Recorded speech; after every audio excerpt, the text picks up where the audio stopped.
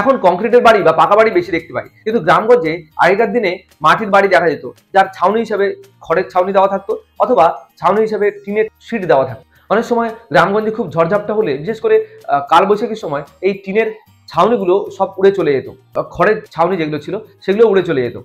তো এটা কেন হয় তখন বুঝতাম না ব্যাপারটা। এখন যখন পড়াশোনা করলাম জানতে পারলাম যে এর পেছনে আসল কাহিনী বা রহস্যটা কি। তো চলো বিজ্ঞানটা আমরা জেনে নিই।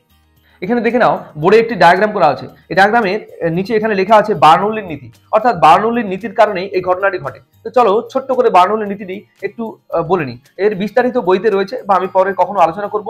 দেখে নাও যে বেগ শীর্ষ, উচ্চতা শীর্ষ এবং চাপ শীর্ষের যোগফল সর্বদা ধ্রুবক হয়, অর্থাৎ বেগের পরিমাণ বাড়লে সেক্ষেত্রে চাপ কিছুটা কম থাকবে, বা চাপ বাড়ালে সেক্ষেত্রে বেগ কিছুটা কম থাকবে। কখনো কখনো উচ্চতা শীর্ষ পরিবর্তনের কারণে এদেরও পরিবর্তন হতে পারে।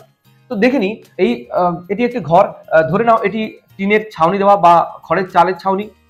এক্ষেত্রে যখন বায়ু প্রবাহিত হয় বা ঝড়ের সময় এভাবে যখন বায়ু প্রবাহিত হয়, তো বেগ বেশি, বায়ুর বেগ বেশি যখনই হয়, তখন এই নিয়ম অনুযায়ী চাপ শীর্ষ অর্থাৎ চাপ কম থাকে। এখানে চাপ কম, আর ঘরের মধ্যে যেহেতু এখানে বায়ু চলাচল একদমই প্রায় নেই, তাই এক্ষেত্রে বায়ুর বেগ যথেষ্ট কম। বার্নৌলির নীতি অনুযায়ী এখানে চাপও যথেষ্ট বেশি। তাহলে বেগ কম অর্থাৎ ঘরের মধ্যে বেগ কম কিন্তু চাপ বেশি। ব্যাপারটা আবার বলি যে ঘরের মধ্যে যদি বায়ু প্রবাহ একদমই কম, অর্থাৎ বায়ু প্রবাহের বেগ যেহেতু কম, তাই সেক্ষেত্রে চাপ বেশি। এটাও বার্নৌলির নীতি অনুযায়ী নির্ধারিত হয়। তো এখানে চাপ বেশি আর এখানে চাপ কম, অর্থাৎ বায়ু যেখানে প্রবাহিত হচ্ছে সেখানে বেগ বেশি থাকায় সেখানে যথেষ্ট পরিমাণে চাপ কম, আর এখানে বায়ু প্রবাহের বেগ যেহেতু একদমই কম, তাই এখানে চাপ যথেষ্ট বেশি। তাহলে বায়ু প্রবাহের নিয়ম অনুযায়ী আমরা কি জানি, উচ্চচাপ অঞ্চল থেকে নিম্নচাপ অঞ্চলের দিকে খুব তীব্র বেগে বাতাস প্রবাহিত হয়।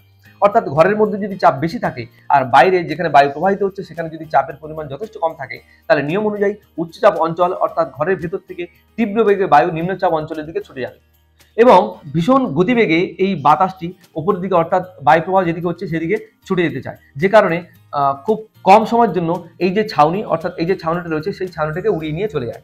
অর্থাৎ বার্নৌলির নীতি অনুযায়ী বেগের যেহেতু পার্থক্য রয়েছে ঘরের ভেতরে এবং বাইরে, সে কারণে চাপেরও পার্থক্য তৈরি হবে।